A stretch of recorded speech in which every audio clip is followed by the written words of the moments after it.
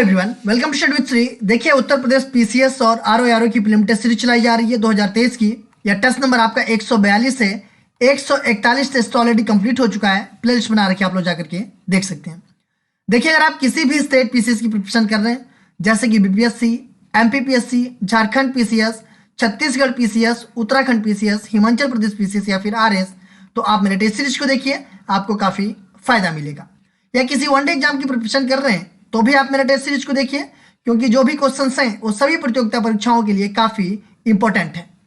देखिए, first time जो लोग विजिट कर रहे हैं हमारे चैनल पे, चैनल को सब्सक्राइब कर लें। सब्सक्राइब करने के बाद से बेल आइकन को प्रेस कर लें कि मेरी जब भी वीडियो आए तो उनको नोटिफिकेशन मिल जाए।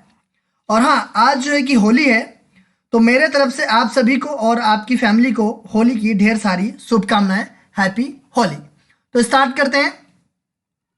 फर्स्ट क्वेश्चन है, भूमापन के लिए जरीब का प्रयोग किसने आरंभ किया? अकबर ने, औरंगजेब ने, शाहजहां ने, शेरशाह सूरी ने। देखिए, भूमि मापने के लिए जरीब का प्रयोग जो है कि किसके द्वारा जो है कि आरंभ किया गया था? ठीक है, तो यह किया गया था शेरशाह सूरी के द्वारा। डी ऑप्शन आपका सही है। शेरशाह सूरी के द्वारा भूमि मापने के लिए जरीब का प्रयोग किया गया। देखिए, इनके द्वारा, शेरशाह सूरी जी के द्वारा जो है कि जरीबाना तथा महाशिलाना नामक कर भी लगाए गए इनके द्वारा। ठीक है, तो ये हो जाएगा आपका डी ऑप्शन। निम्नलिखित में से किस यूरोपवासी ने सर्वप्रथम भारत आकर के अपने देश के साथ व्यापारिक संबंध स्थापित किया था? ब्रिटिश, डच, फ्रांसीसी, पुर्तगाली। देखिए, वो जो है पूछा जा रहा है कि किस यूरोपवासी ने सर्वप्रथम भारत आकर के अपने देश के साथ व्यापारिक संबंध स्थापित किया था। तो देखिए, भारत में यूरोपीय व्यापारियों के रूप में आने वाला सर्वप्रथम पुर्तगाली थे। ठीक है, तो ये हो जाएगा आपका डी ऑप्शन।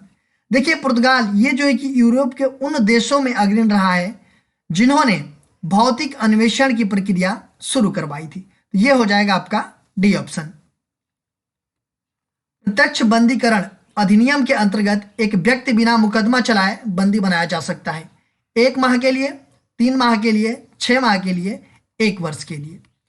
प्रत्यक्ष बंदीकरण अधिनियम, इसके अंतर्गत के एक व्यक्ति बिना मुकदमा चलाए बंदी बनाया जा सकता है कितने दिनों के लिए? तो ये 3 माह के लिए। बी ऑप्शन आपका सही है। देखिए, जो भारतीय संविधान है उसका अनुच्छेद 22 है। ठीक है, इसके तहत जो है कि नागरिक और गैर नागरिकों को गिरफ्तारी और निरोध में संरक्षण प्रदान किया गया है अनुच्छेद 22 के तहत। रेशम का जीवन 4 चरणों में पूर्ण होता है, जिसका सही क्रम क्या है? इल्ली, अंडा, प्यूसा, सलभ। अंडा, प्यूसा, इल्ली, सलभ। अंडा, इल्ली, प्यूसा, सलभ। अंडा, इल्ली, सलभ, प्यूपा। देखिए, रेशम का जो जीवन है वो 4 चरणों में पूर्ण होता है, जिसका सही क्रम कौन सा है? तो इसका सही क्रम है आपका ये अंडा, इल्ली, प्यूपा, सलभ। ये सी ऑप्शन आपका सही है। हड़प्पा सभ्यता के किस नगर से भूकंप आने के प्रमाण मिले हैं? कालीबंगा, लोथल, चन्हुदड़ो, धौलावीरा। हड़प्पा सभ्यता के कौन सा नगर से भूकंप के साक्ष्य मिले हैं? तो कौन सा नगर था? तो वो था आपका कालीबंगा।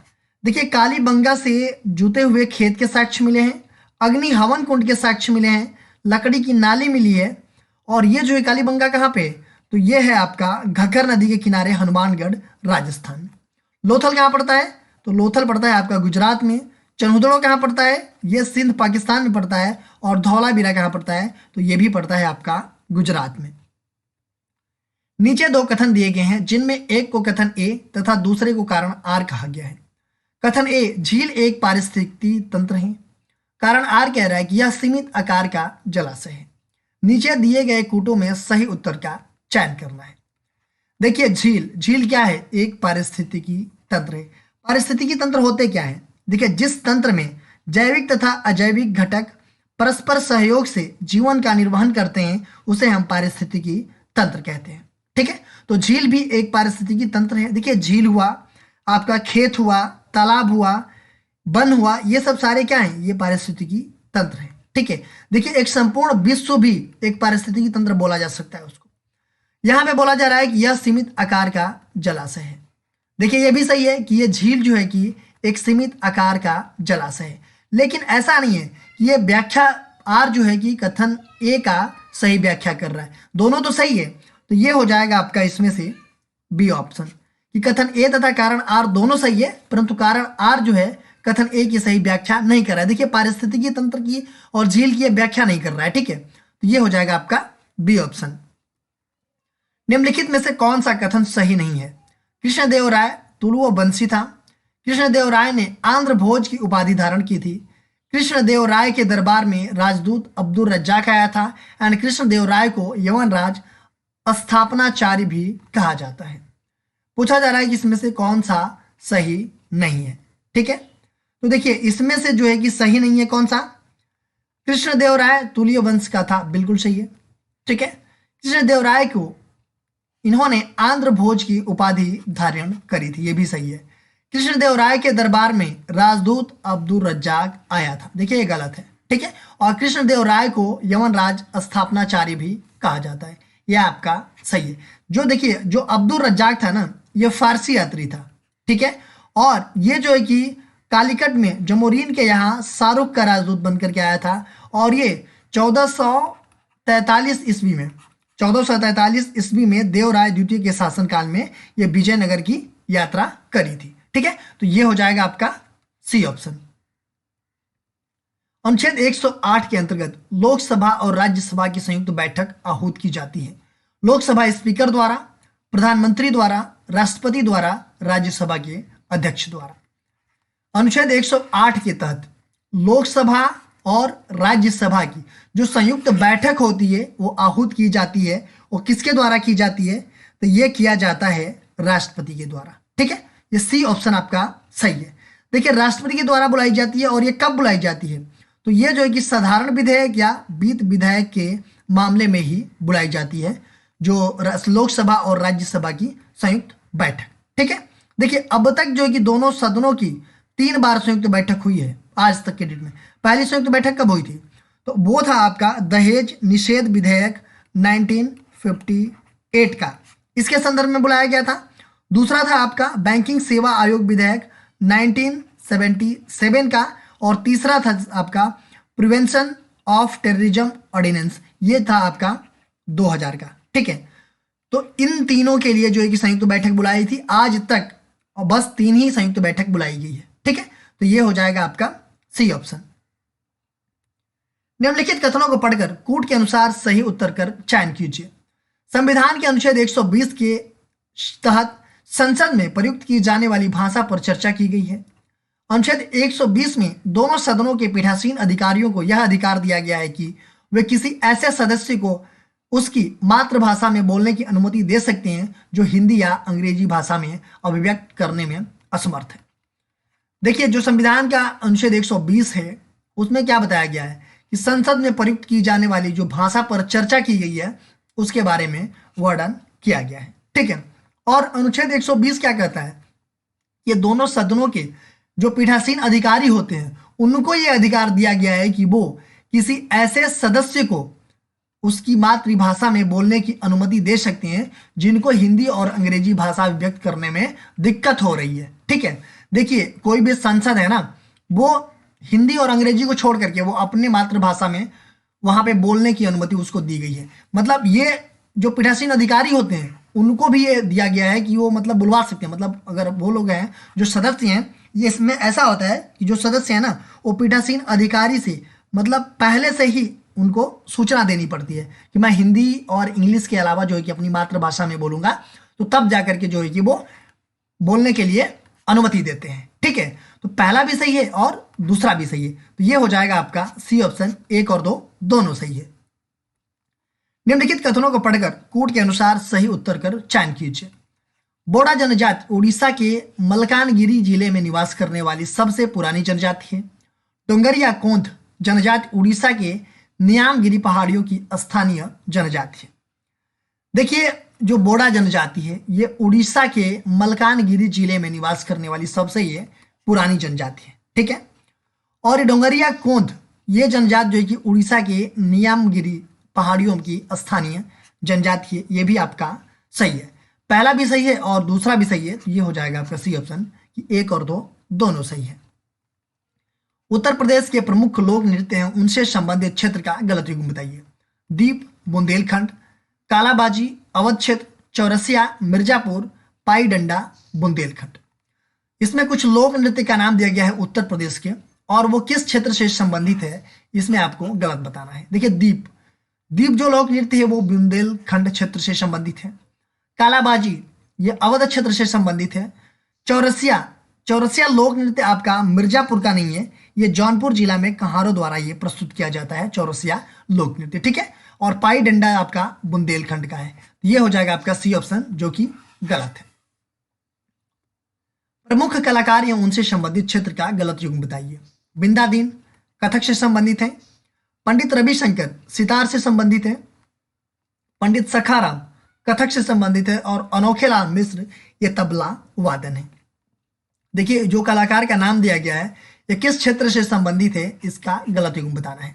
बिंदादीन ये जो है कि कथक से रिलेटेड है ये। पंडित रविशंकर ये सितार से संबंधित है। पंडित सखाराम ये कथक से नहीं है, पंडित सखाराम जो है कि ये पखावज से संबंधित है, ठीक है। और अनोखेलाल मिश्र जो है कि तबला वादन से संबंधित है। तो गलत इसमें कौन सा है, ये सी ऑप्शन है। भारत का आर्थिक सर्वेक्षण कौन प्रकाशित करता है। वित्त मंत्रालय, सीएसओ, संख्यांकी विभाग, आर्थिक मामलों का विभाग। आर्थिक सर्वेक्षण की बात की जा रही है। जो भारत का आर्थिक सर्वेक्षण होता है वो कौन प्रस्तुत करता है, कौन प्रकाशित करता है, तो ये प्रकाशित करता है आपका वित्त मंत्रालय। देखिए आर्थिक सर्वेक्षण इसको जो है कि वित्त मंत्रालय प्रकाशित करता है, और ये जो वित्त मंत्रालय का मुख्य सलाहकार होता है ना उसके दिशा निर्देश में इसको तैयार किया जाता है।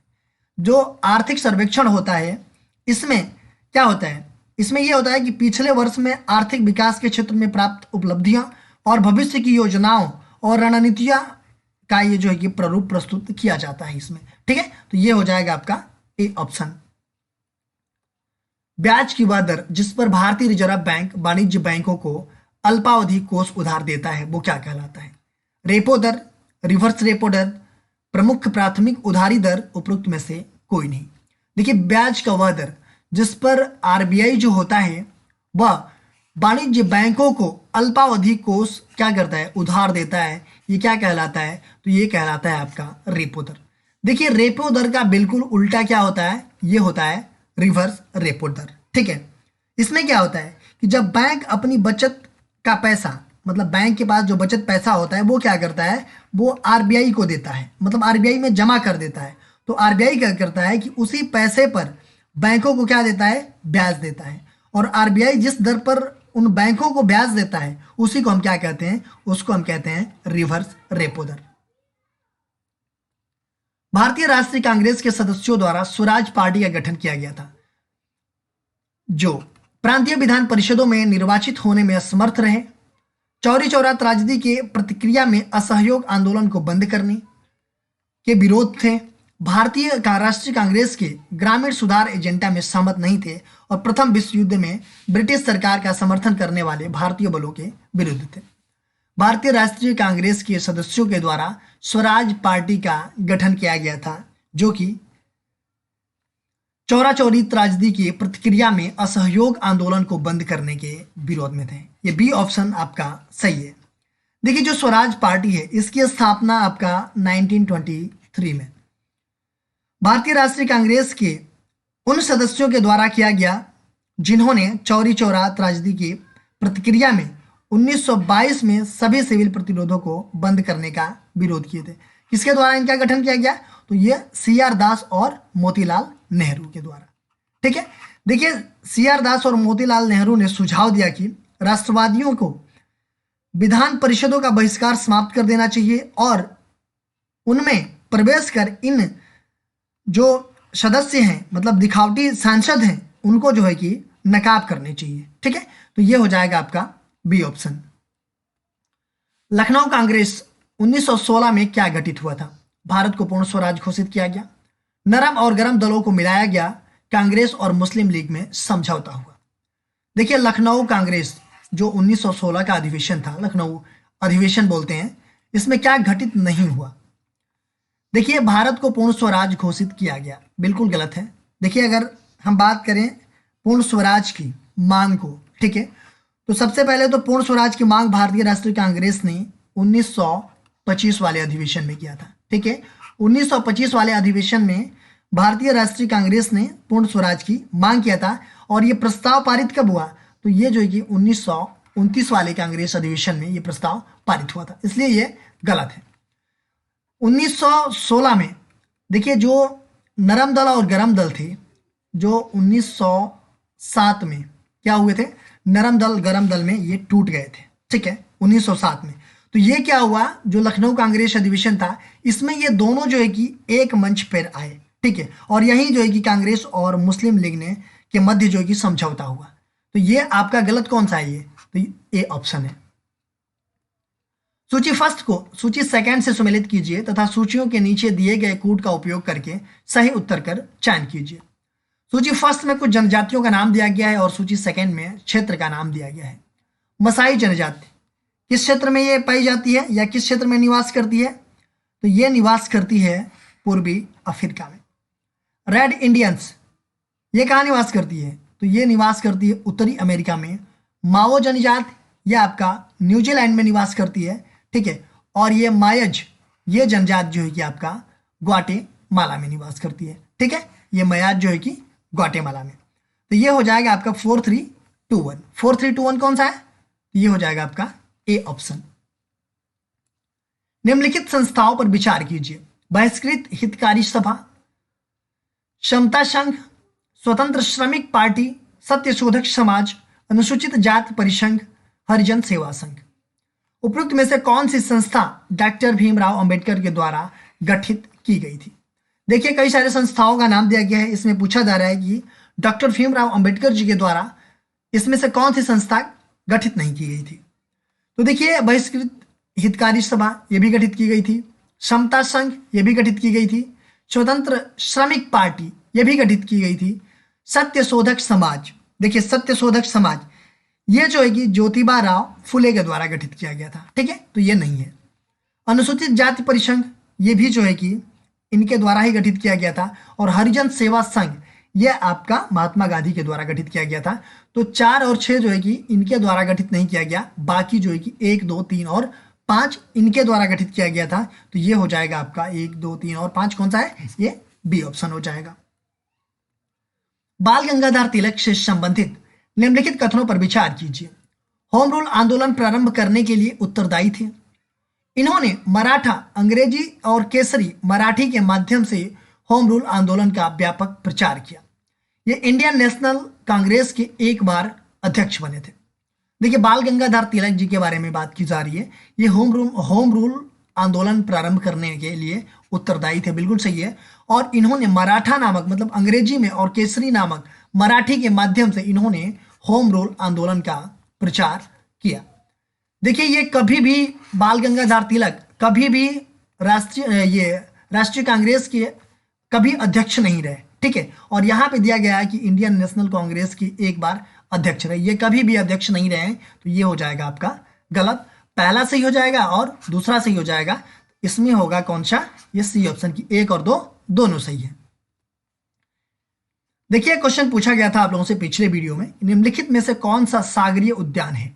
भितरकनिका, सुंदरबन, गहिरमाथा, मन्नार की खाड़ी। कौन सा सागरीय उद्यान है इसमें से, तो कौन सा है, तो ये है आपका मन्नार की खाड़ी। ये जो है कि सागरीय उद्यान है और ये आपका तमिलनाडु में सिचुएटेड है और इसकी स्थापना 1986 में किया गया था। देखिए क्वेश्चन आज का है, इसका आंसर आप लोग कमेंट बॉक्स में बताइएगा। मुगल कालीन कृषि की अवस्था के बारे में निम्नलिखित में से कौन सा स्रोत सर्वाधिक महत्वपूर्ण है। मुंतखब उल लुबाब, अकबरनामा, तारीख ई फरिश्ता, आईने अकबरी। इस क्वेश्चन का आंसर आप लोग कमेंट बॉक्स में बताइएगा। इसका आंसर मैं नेक्स्ट वीडियो में आप लोगों को बताऊंगा। देखिए आप मेरे चैनल को सब्सक्राइब कर लीजिए, सब्सक्राइब करने के बाद से बेल आइकन को प्रेस कर लीजिए कि मेरी जब भी वीडियो आए तो आपको नोटिफिकेशन मिल जाए।